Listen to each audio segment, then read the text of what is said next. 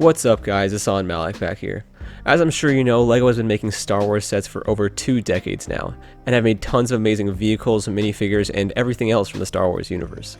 For a lot of us, LEGO may have been our very introduction to Star Wars as kids like it was for me. And in that time, they've brought so many characters to LEGO form. I mean, it really feels like every single character to ever be included in a single frame of the original trilogy has had a minifigure at this point. But LEGO isn't perfect now, and there's a few characters which they've missed, so that's what we're going to be looking at today. Real quick disclaimer though, this list is only going to include characters that haven't had a LEGO minifigure at all. Like not a single variation, because trust me, if we were discussing characters we haven't got enough of, this list will go on forever. Alright, to start things off at number 10, and this is a weird one, Shmi Skywalker. I know, right? Anakin's mother is a pretty pivotal part of the plot in the first 2 movies, although I get why LEGO can't really put her in an episode 2 set that may be a little bit inappropriate. But we've received a ton of episode 1 sets over the years though, and I think she would have been a nice fit in any of the pod racer sets they've made. Not really a character I'm dying to have in LEGO form or anything, just thought this was a strange one. At number 9 we got the boy Babu Frick. He honestly may be my favorite part of episode 9. I mean the movie just came out, so we'll definitely be getting him in LEGO form at some point, maybe in like same scale as a baby Groot figure. I think that'd be pretty dope. I think he would have fit well with the Y-Wing that came out with the movie, since you also get Zora in it and he does show up in the final battle with her. Not much else to add about him though, he's just super awesome. On to number 8 with our first Clone Wars character, Mother Talzin. I was going to add the Night Sisters in this list too, but I thought that might get a little bit repetitive, so I'm just going to throw them in this spot too. Back to Mother Talzin though, she was a pretty important part of the plot in the Clone Wars, especially in regards to Maul and his whole comeback, which by the way I think we need to see more sets about. Honestly, I think LEGO could make a lot more sets based on the Clone Wars, which you'll start to notice as we go through this list. But a key set that I'd love to see her included in would be the droid attack on Dathomir, when Grievous and a bunch of droids show up to finish off the Night Sisters. I think that'd make for an awesome set, and a great way to include Mother Talzin and the Night Sisters. Let's go to number 7 now with the Inquisitors, specifically the 2nd sister and the 7th sister. We've gotten a couple Inquisitors in LEGO form with the 5th brother and the main man, the Grand Inquisitor. They mainly appear in Star Wars Rebels, where the 7th sister plays a pretty vital role, but the main one I want to see is the 2nd sister from the video game Jedi Fallen Order. I don't want to go too into her character because I know some of you guys might have not played it yet, just know that she's a really awesome character and a complete badass. So definitely go play it whenever you get the chance. If you love Star Wars, you'll enjoy it for sure.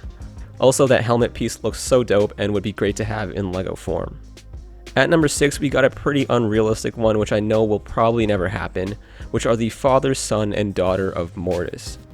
I love when Star Wars really goes into the mystic parts of the Force, especially when it involves foreshadowing and symbolism about what's going on with the characters and what will happen later in the story. The Mortis arc was one of my favorite in all of Clone Wars, and I honestly would have loved to see more Star Wars stories take on that part of the lore.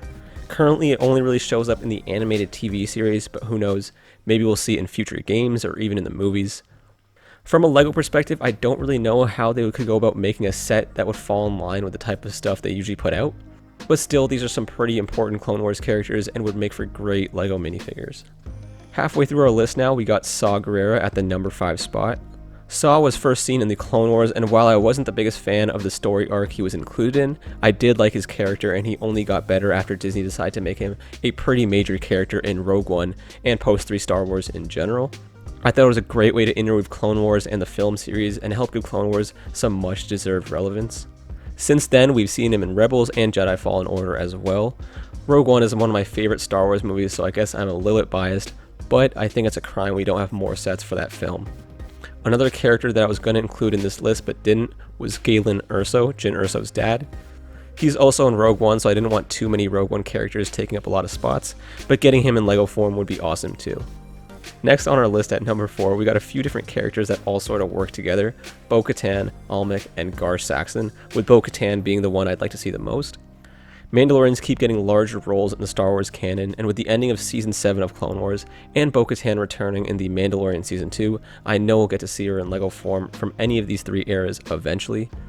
I think she'll become far too important for them to delay any longer, and getting more Mandalorians is always a good thing. For these 3 characters though, I'd love to see sets based on the ending of Clone Wars Season 7 with the Siege of Mandalore. Almec in his armor and Bo-Katan look awesome as usual, but I thought Gar Saxon's armor during those episodes were some of the best Mandalorian armor I've ever seen. It really reminded me of Ratchet and Clank Deadlocked.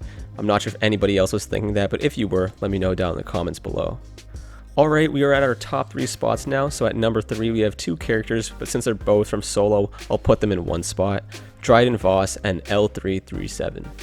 Solo is another one of my favorite Star Wars movies. I know a lot of people hated it and it didn't really do that great at the box office, but in my eyes it's the most underrated Star Wars movie to date.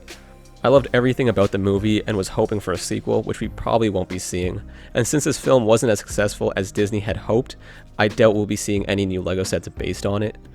Dryden Voss and L337 were pretty huge characters in the movie, though I'm not sure why we didn't get L3 in the Solo Millennium Falcon, since we did receive other less important droids in that set.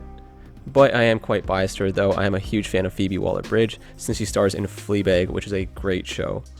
Now Dryden Voss would not only make for a great minifigure, but would even be cause for an even better set, with his ship, the First Light. It is one of the most unique looking ships we've seen in Star Wars in a while, and looks absolutely gorgeous. Huge missed opportunity, but who knows, maybe we'll see these two at some point. So for number 2 we have Cal Kestis from Jedi Fallen Order. This game has been popping up on this list a bunch, and I think that goes to show just how much I love this game.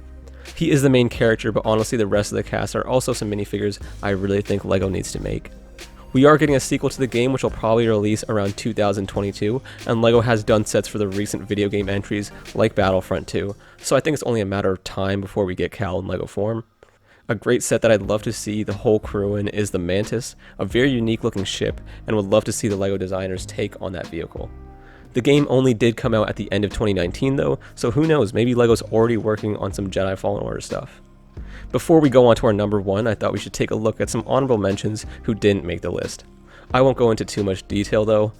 So for our honorable mentions, we'll start with anybody from Kamino, mainly Nala Se from the Fives Clone Conspiracy arc, Dexter Jetster, who honestly didn't do much in episode 2 but was still really cool, Boss Nass, the leader of the Gungans from episode 1, I always loved him as a kid and thought he was pretty iconic.